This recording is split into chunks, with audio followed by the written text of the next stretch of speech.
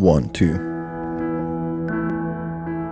Ryan Green portrays his wife and his own perspective in the last years of their son's life, battling a terminal illness through a beautiful game called That Dragon Cancer. Hi folks, I'm R, and welcome to a video which will cover a sad and real topic which many people will go through in their life, whether having the illness itself or experiencing the pain, witnessing and feeling the pain that their loved ones will go through. This video will contain spoilers. With that said, let's begin.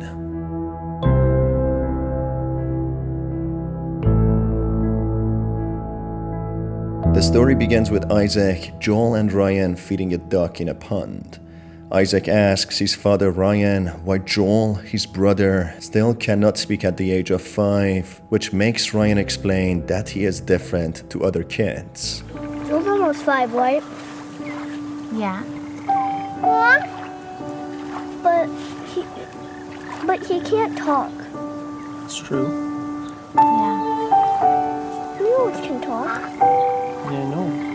Why can't Joel? Joel got sick right after he turned 1. Kind of slowed him down a little bit, buddy. So he's just slower than most kids. I think eventually he'll catch up. You think Joel will read? Yeah, I think Joel will read eventually.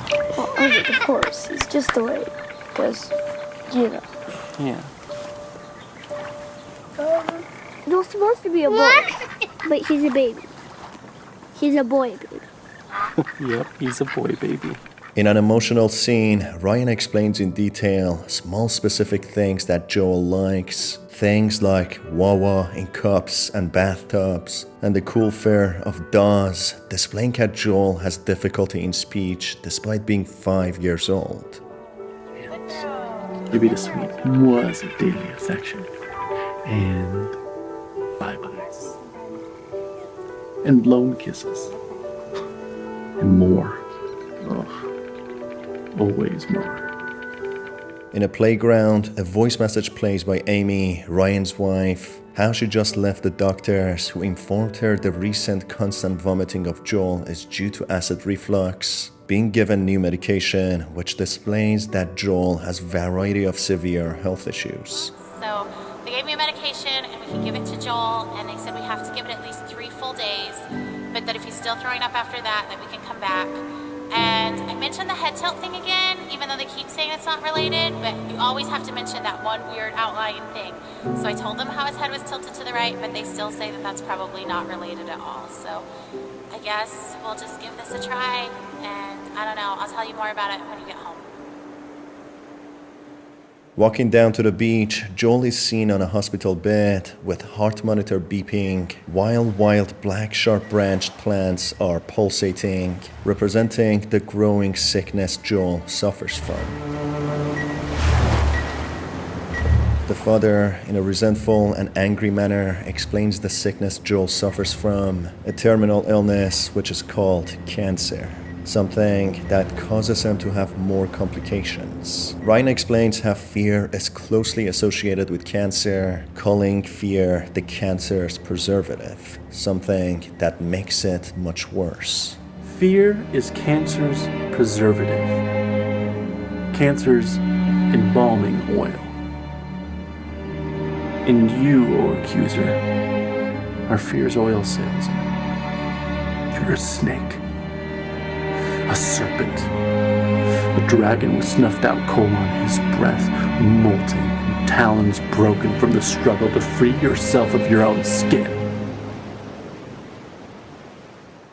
The story seemingly goes back several years to the beginning when they realized Joel has cancer. On a hospital visit for a course of chemotherapy, Ryan is seen sitting while holding Joel in his embrace, when Amy leaves a voice message explaining how Joel might not have moderate to severe hearing loss as doctors have suggested, as she observed him earlier to react to music. In a way, Amy wants to believe her son is not as severely unhealthy as diagnosed to be. It seems like the cancer, on top of speech difficulty and mind impairment, has also caused deafness.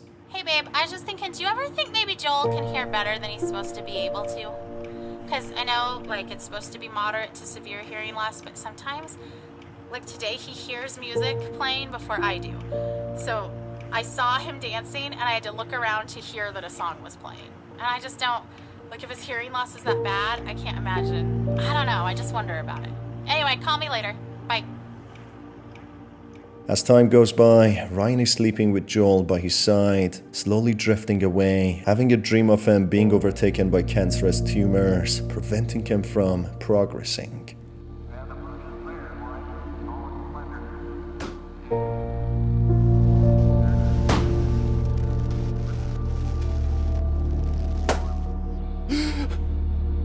Joel.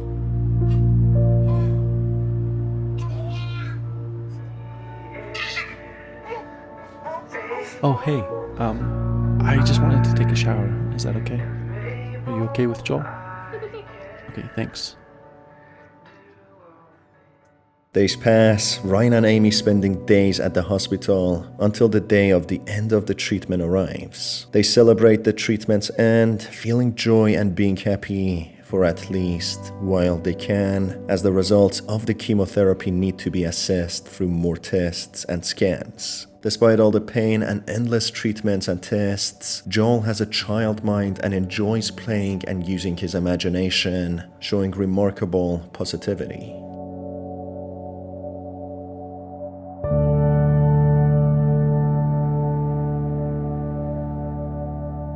In the hospital, Amy is holding Joel and rocking him gently, waiting for him to wake up, explaining how all of this hardship will pass, how the topic of cancer will be a small aspect of his life when he grows up to be a healthy man. Something he'd be sick of hearing about due to all the good memories his parents preserved, such as the love and support shown by his community through numerous cards, gifts, and much more. In different rooms, other cards depict the life and death of many other patients who fell victim to cancer, many stories which can come to life through reading the cards.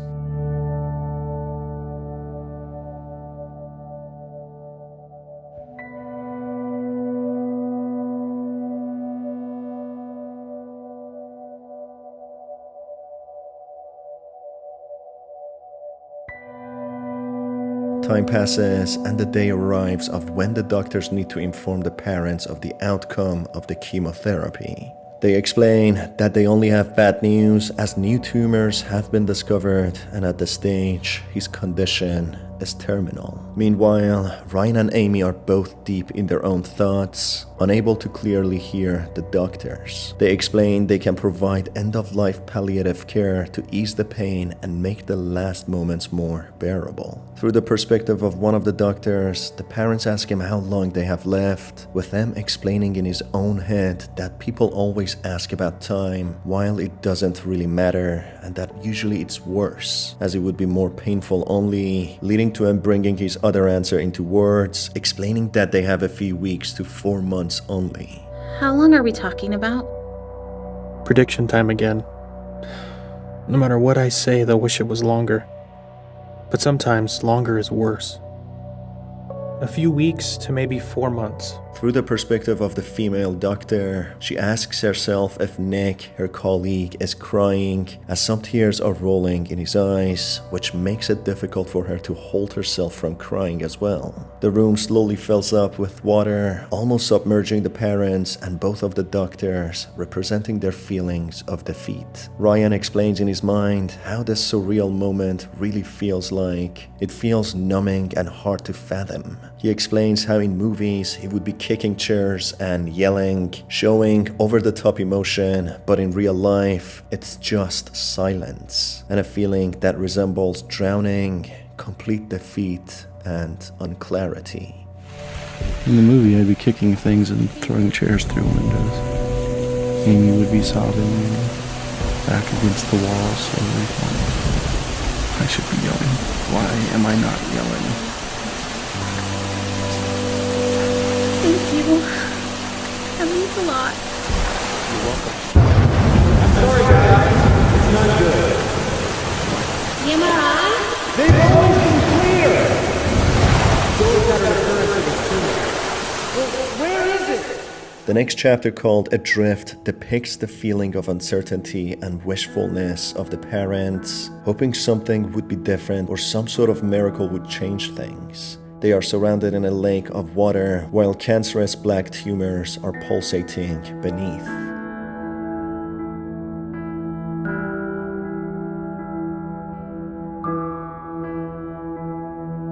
While Amy is very optimistic and expects some sort of miracle from God, Ryan, on the other hand, has lost all hope and is devastated with his wife's optimism and feels very self-destructive. Oh, her expectation is so maddening sometimes. You know what she wrote on the eve of Joel's first surgery? The one back in January when we first found the tumor? I seriously feel like a kid on Christmas Eve. I'm pleading for God to spare his life, and I'm tempted to despair because self-inspection leads me to conclude I shouldn't expect much of anything. And yet my wife is expecting a surprise party from the Lord, replete with presents and supernatural miracles. I envy her. In the next chapter, the parents refer to Joel as a brave knight fighting a dragon for a long time called cancer. In the battle, he gets help from someone called Tim, a man who died to cancer from their church, who fails to kill the dragon when Amy mentions that he is in heaven with God now, with God being very proud of him. But we know that Tim's in heaven and that he's with God and that God is so proud of him. So maybe for Tim, getting to be done fighting was grace.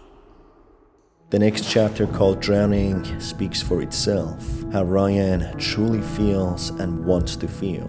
He feels destructive and as if he's drowning, something he actually wants to experience, as there's something strangely comforting, at least for a short while, accepting defeat and failure, a sense of catharsis, obtaining some relief from his repressed emotions. On the other hand, Amy is on the boat and keeps begging Ryan to get on the boat not to drown, as she is still hopeful, which Ryan calls false hope. Oh, you're drowning! Well, you're missing your oars, and you don't even know where you're going. And yet you're so sure you're gonna get there. It's better than drowning. Well, enjoy floating on the surface like you always do. There's nothing deep about drowning. Just get in the boat. You have to let me feel this. Someone has to. That's not fair. I love him as much as you do. I just really believe we're going to be okay.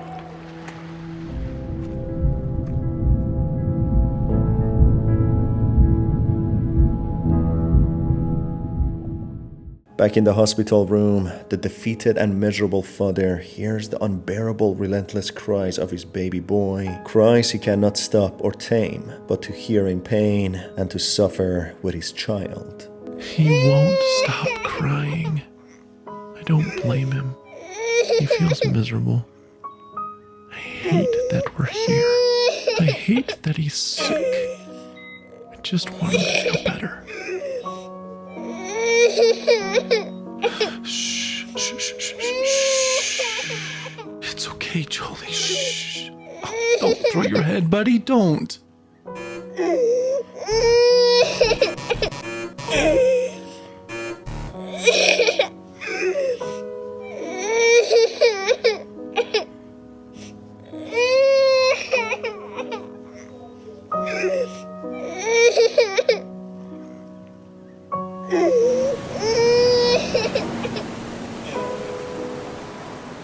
I hate this room. I didn't used to. For a moment, it was an adventure. I was cast as the compassionate and caring father, holed up with his fragile son in a small cleft in the rocks.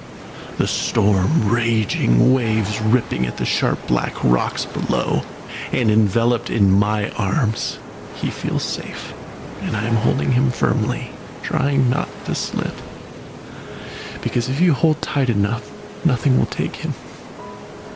Right?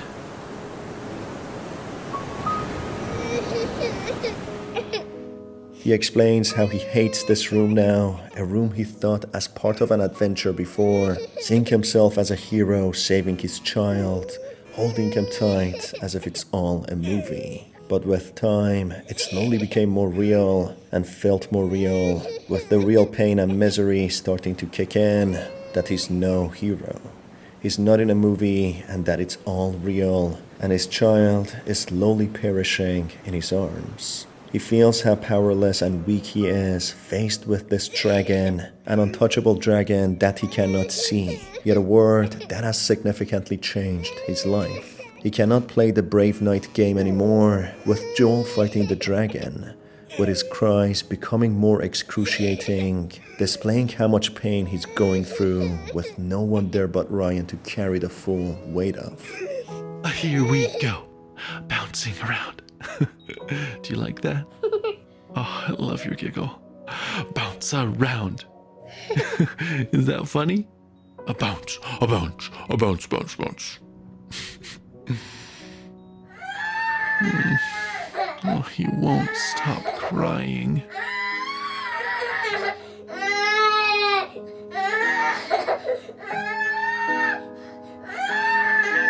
Unable to calm his son, a son he saw grow up and had infinite hopes and dreams for, he starts to pray. He prays in despair to make it better, to make it less severe. Okay, buddy, okay, I'll hold you. Shh. Shh, shh, shh, shh. Oh, Joel Bug, you look so miserable. No!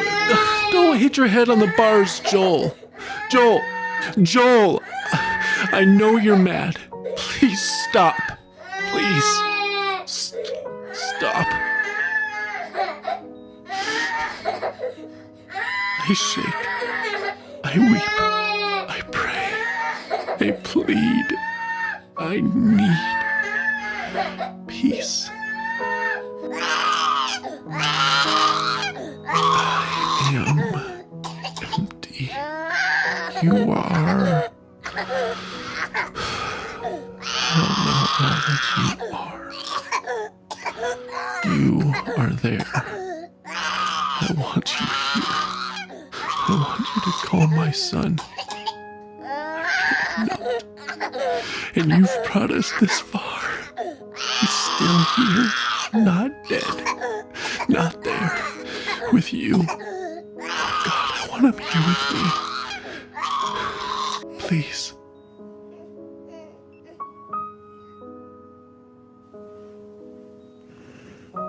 Peace.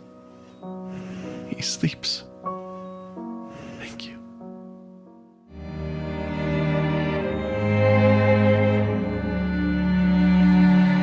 As time passes, Ryan becomes more religious and philosophical as he realizes how powerless he truly is. He contemplates about Joel's death and how it would have an impact on them.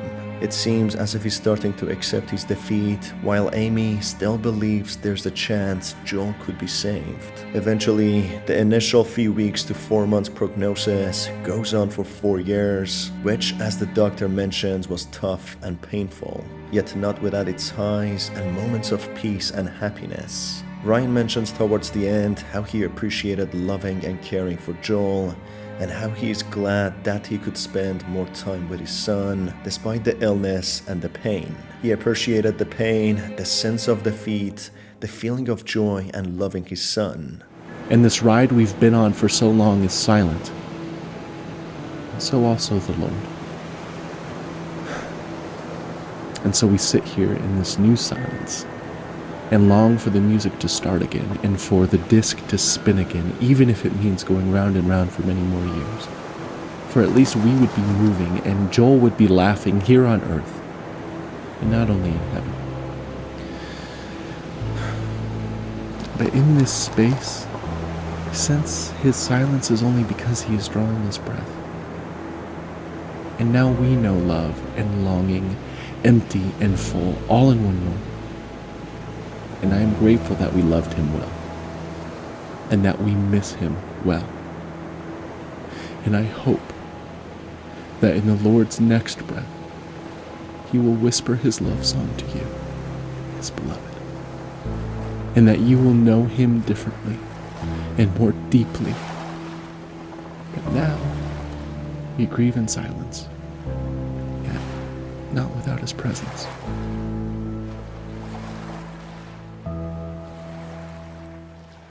He sees his son in a picnic at the edge of the world with unlimited pancakes, as much as he wants, having no pain and no cancer anymore. He is very happy now and prefers being in this new world, a world better than the one we live in, or at least that's what Ryan wants to see, a happy ending that they all truly deserved. This was an autobiography of Joel's parents and the pain they went through at the last 4 years of Joel's life, who battled a severe and terminal brain cancer. The parents explained how making this game was a way to deal with the pain, being another stage of grieving. There's also a documentary called Thank You for Playing, which expands more on their experience and the process of creating this game. Having a loved one go through cancer is truly a painful experience, something that makes the strongest of all to stumble down to their knees in defeat and a sense of weakness, begging the doctors for some sort of reassurance, whether fake or genuine. I wish you all happiness and good health for you and your loved ones. I will see you on the next one.